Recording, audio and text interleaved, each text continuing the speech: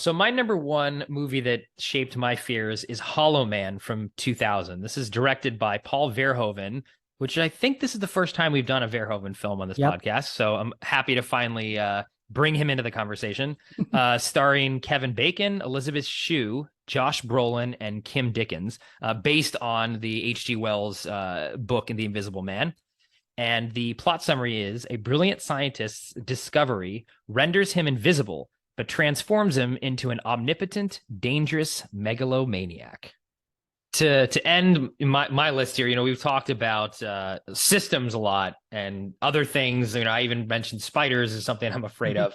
But why I put this film as number one, to me, this film was a perfect encapsulation of being afraid of yourself and who you actually are and what you really could do as a person. And it's a question that is very hard to really honestly ever answer until you're put into situations where you really can see the true nature of who you actually are. And the thing that this movie, the way that this movie exemplifies it is through the Kevin Bacon character, who's the titular character, the Hollow Man, or the Invisible Man. And this, again, I mentioned this was an adaptation of H.G. Wells' story, which is one of my favorite H.G. Wells stories. I love a lot of the film adaptations. The original James Whale film, Invisible Man's great. The most recent Blumhouse one was actually very great too. And there's been tons of other, John Carpenter made an Invisible Man film. But all these films were really about, first of all, they were based on the premise that the serum that you take drives you crazy. That it's the serum, there's something in the serum that drives each of the Invisible Men a little bit mad. Or it's about, like the most recent one is about, the Invisible Man's victims. But this film really asked the question of, it's not the serum. This guy was always a bad guy.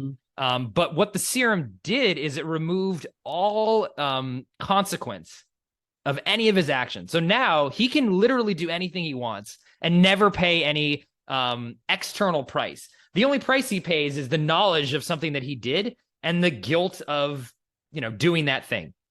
And the question that it asks is, like, if you were in that situation where you literally could do anything, no one's stopping you, and if you did that action, you're never going to get punished for it in any way, like, what would you actually do? And we have these, I guess, systems essentially of, laws in place, or societies, moral codes and things, people looking down on other people for doing certain things. All these things exist to hold society together. And there's obviously, I very much believe in the rule of law and all these things. But if you strip all that away, who are you at the end of the day?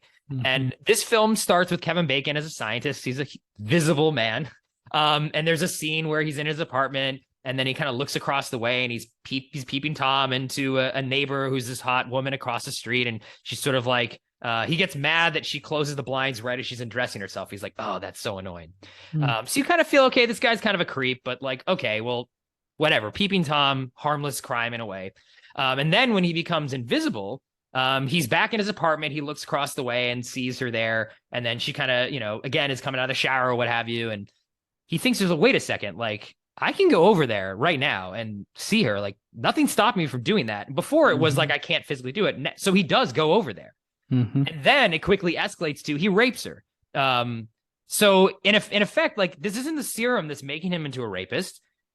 In the opening films of the film, he, if he could have raped her, it's sort of saying, yeah, he would have done it.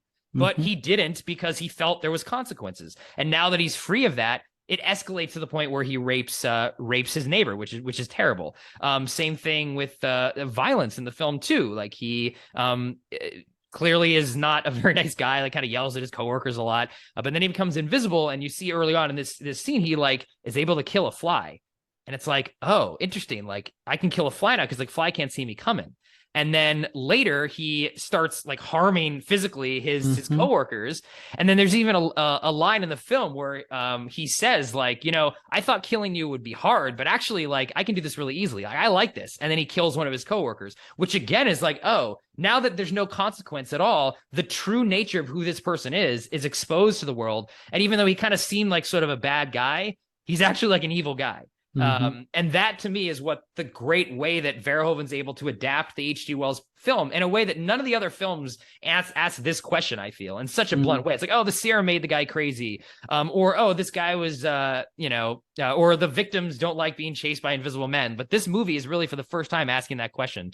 And especially juxtaposing up against the character of Greg Grunberg, who's one of the, he's like a lab assistant, he's seen there sort of like, asking him, oh, hey, you're invisible now. It's like, did you sneak in any girls' locker rooms and stuff? Like, what might come across as, harmless questions. He's there like looking at pornography and stuff, and kind of gets, excited when Kevin Bacon's like, yeah, I was doing a little bit of snooping, right? And he's like, oh, ha, ha, ha.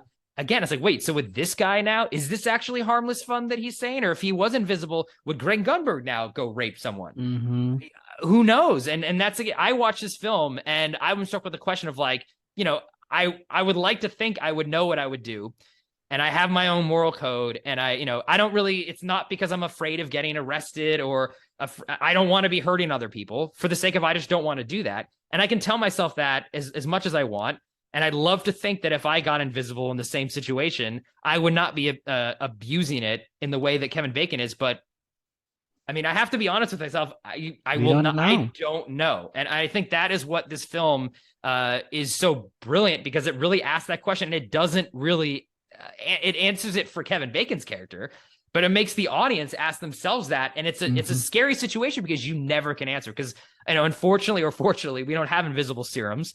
Actually, in a way, you can sort of say, like, some people, when you become rich enough, you feel like you were without consequence. And that's why we see a lot of problems with, rich people doing very horrible things, because they feel now, I think, like Kevin Bacon's character in Hollow Man, where they can do whatever because money makes them free of consequence, essentially. Which is something interesting. Then you see what their real true colors are, right? And there's that line too, that famous line about, power corrupts, right? Does it corrupt, or does power just reveal who you really are? And I think that's what makes this film so brilliant. And what is something that I always ask myself, of like, am I a good person? Like, how do I really know that? And I'm the only one that can answer that question too, but I don't have an answer, and I kind of never will. And that's why I had to put this film at the top of the list. I think it's a brilliant adaptation of Invisible Man, because it's the first one that goes in this very interesting psychological direction, which, I expect nothing less of Paul Verhoeven, who's one of my favorite directors. And I'm glad we're finally able to talk about him in this podcast, even though he disparaged the film and he sort of disowned it and said, actually, he'd never work in Hollywood again because of his experiences on this film. But I think he's too hard on his own work. It is scary. It's a scary question that I will never know the answer to. So I had to put this as number one on my list. Yeah, it's a great interpretation of this film. And you're talking about rich people. I went on my soapbox last time about sort of, horror stuff. Mm-hmm. This is how I feel a little bit about Halloween. The moment people are in masks and running around. Yeah. Mm-hmm. This is exactly the feeling I get, that suddenly you are anonymous now, and consequences are sort of not really on the table to a degree. And what are you going to do? Right. And that is not fun for me at all. So yeah, no. And it's also a very brilliantly made movie. Like, the effects hold up. Oh, effects incredible. Promises are great. Yeah. It's a thriller. I remember watching it when it came out, or whenever I watched it. What year is this again? It came out in 2000. Okay, yeah. So I think I watched it when it came out, and I remember being just thrilled, edge of your seat sort of experience, and it sort of felt very much similar. But like you said, I don't think I picked up on that deeper interpretation when I watched it the first time, or maybe just didn't think about it. But this time around, I definitely thought about that. I will say, though, it is interesting, like, how he feeds off on it. And I think that's also a thing, right? Like, yeah, we may be evil or bad from the beginning, but it is about that no consequences feeling that sort of feeds you more and more, right? And then and that's true in a positive direction too in our lives, right? You try something and you are successful at it, you feel good about it, you do more of it, right? So you see that escalation in this movie depicted really, really well. So yeah, great watch. Glad you put it on the list.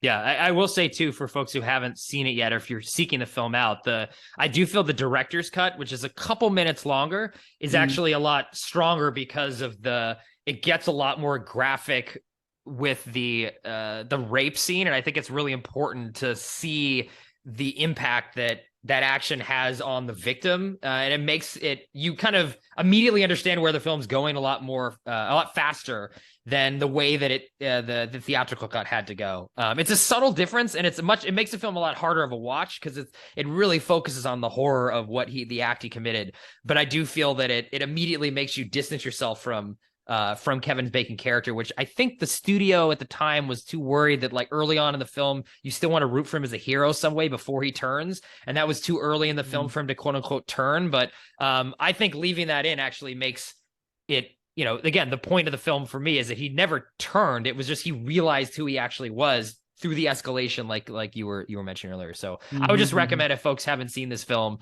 or stayed away from it because Verhoeven himself does not like the final output, that they try to track down the director's cut edition if they're seeking it out. But interesting. Yeah, he's an interesting one. There's a little bit of, and I'm not a completist on all his movies, and I haven't seen a lot of them in a while, so I can't make like a more researched argument. But there's a little bit of kind of titillation that he is drawn to, which maybe you could say that is the point, and he's probably doing that to kind of question the audience, and put them in sort of that moral dilemma that, oh, are you now part of this as well? But at the same time, you can't help but not question his intentions as well. And that's sort of, it's interesting, but it's also a little bit creepy. Like Elle, the brilliant movie, film, which is amazing, but that exactly deals with this whole aspect. So yeah, there's more to unpack, I think, with Verhoeven. I think that's complicated figure. I think. For sure. I think that's what makes him and his films very interesting. Hey there, it's Alex. If you like the review and discussion Karan and I just had, make sure you subscribe to our channel, Movies That Shaped Us, to get full episodes. Every other Wednesday, Karan and I cover a topic around important people, places, events, and moments in our lives, and then explore it through 3 of our favorite movies. Subscribe right now, or follow our podcast on Spotify or Apple Podcasts via the link in the description below. Hope you join us for the journey.